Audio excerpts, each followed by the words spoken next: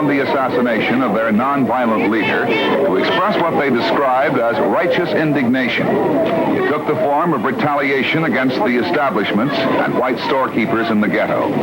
It began with a broken window. Then looters, like swarms of vultures, picked through merchandise, taking what they could carry. Finally, a well-aimed Molotov cocktail, and the pattern was set. Smash, loot, burn. A gay, carnival-like atmosphere prevailed. This was the one tribute Dr. King would not have wanted.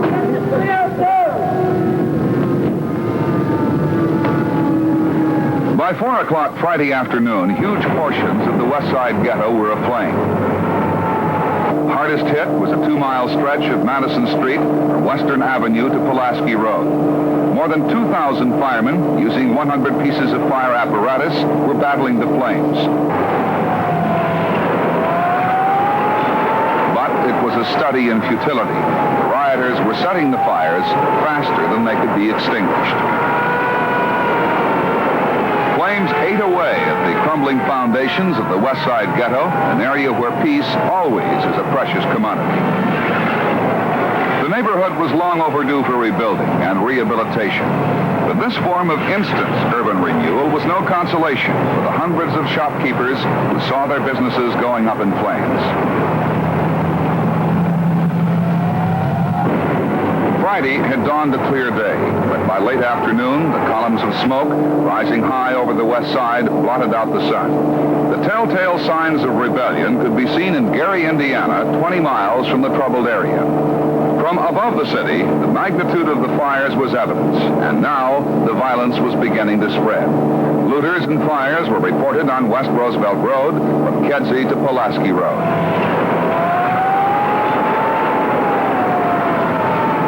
Even before the first fire was reported, city officials were making plans to deal with expected trouble. Their daily requested help from the Illinois National Guard, and by late afternoon, first units of citizen soldiers began reporting to armories in the Chicago area. Brigadier General Richard Dunn, commander of the 7,000 Guardsmen, explained their mission. There are several thousand guardsmen who have arrived at their armories in Chicago at the present time. They're drawing their equipment. The men will have ammunition issued to them before they leave the armories, and it'll be on their person. How many troops altogether? Absolutely. You have orders to shoot, General? They don't have any orders to shoot. Orders to shoot will depend upon situations that develop during the course of the evening. Conditions deteriorated as darkness settled over the embattled West Side. The main fire alarm office was besieged by a continuous stream of requests for additional help, firefighting equipment, police assistance, and gasoline. The actual conversations between the dispatcher in the office and the engine companies in the streets provided a vivid insight into the problems faced by firemen. Listen as engine companies report new fires and looting. Okay, Battalion 21, go ahead. We have a fire on 15th Street, approximately Central Park. There's no companies on their office. Get somebody in there. We're sending the 28th Battalion, Truck 48, and Fog Pressure 1 are on the way in there now on the 3600 block of 16th Street. Engine 23 to Main. 23, go ahead. We're picking up from Roosevelt and Kedzie. There's another fire just started in the rear of 3214 Roosevelt. We're taking. Okay, 441 to Main.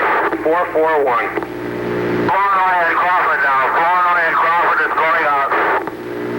Battalion 28 to Main, the roof, courtesy cleaners at 16th and Millard.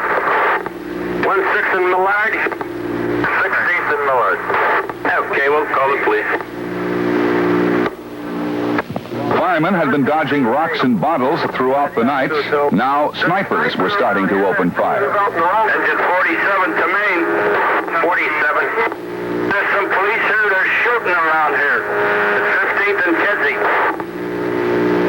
Okay, 15 and Kedzie. 39 and 47 are both let out on this. Okay, we'll give it to the police. 47. 216 to Main. 216. 16 to Main. In my opinion, we need more police protection on Roosevelt from Kedzie west. Kedzie West. Okay. There can be no doubt of the grim seriousness of the situation, but there were some lighter moments. During the early morning hours, the dispatcher was unable to contact one of the gasoline supply trucks, whose driver was out of the cab, helping to unload gasoline cans. The driver of truck 57 offered to relay the message. After a momentary pause, the dispatcher tried to reestablish contact with truck 57. Here's what happened. Okay. Any company by the gas truck at Monroe Street, come in. 57 coming in. Now, 57, how close is that gas truck? He's right in front of me. Tell him that 68 is out of gas at 2335 Warren Boulevard. That's his receipt. And ask him if he can't get one of those off-duty firemen to stand around there and go on his radio. 57. 57.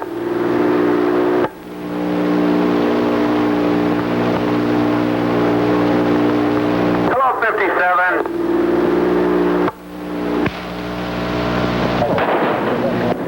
At 7 o'clock in the morning, the troublemakers were at it again, this time on the near north side.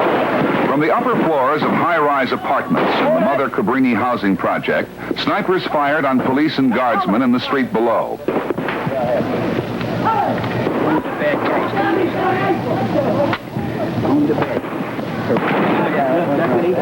Shotgun going. Reinforcements moved into the area to help relieve the pressure on police and guardsmen who were unable to locate the snipers. The shooting finally ended when police rushed the building and arrested at least one suspect. A tenant who had walked out onto a 12th floor balcony to watch the action was found dead, apparently the victim of a stray bullet. When official pleas for a return to normalcy fell upon deaf ears, President Johnson granted a request for federal troops, and Mayor Daley imposed tight controls on the city.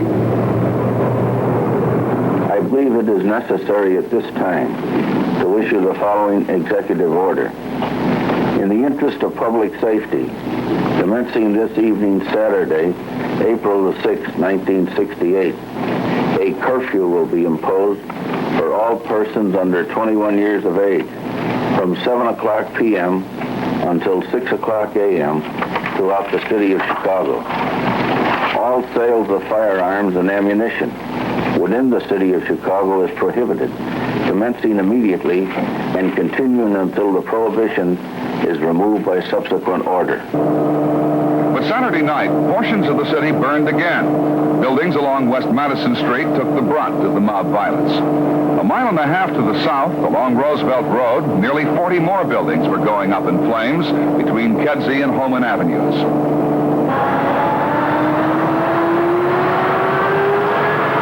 The following morning, Palm Sunday, the main contingent of federal troops began to arrive at O'Hare Field and the Glenview Naval Air Station.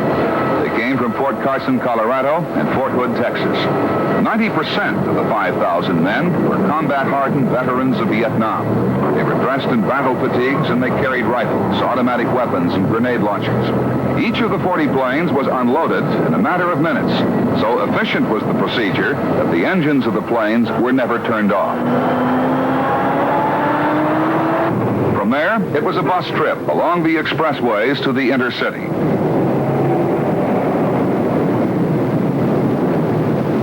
Much of Chicago was beginning to take on the appearance of an armed camp. This was the scene in Jackson Park on the south side where some of the troops bivouacked. After checking gas masks and other equipment, the soldiers prepared to embark on their first patrols. By now, the worst appeared to be over. Apparently, the presence of 5,000 federal troops, 11,000 policemen, and 7,000 National Guard troops had a depressing effect upon the rioters. The ruins were still smoldering as heavy equipment was moved into the shattered neighborhoods. Work crews had to tear down the outer shells of nearly 200 buildings that had been destroyed by fire. Continued to count the cost of the violent weekend. 10 lives were lost, more than 500 persons were injured, nearly 3,000 persons were arrested. Loss in property property damage was estimated at $10 million. 97 years ago, following the Great Fire of 1871, Chicago met the challenge. An entire city had to be rebuilt. Now Chicago faces a challenge greater than merely replacing brick and mortar. It is a challenge to erase the conditions that precipitate disorder, a challenge to wipe away the memories of this violent tribute.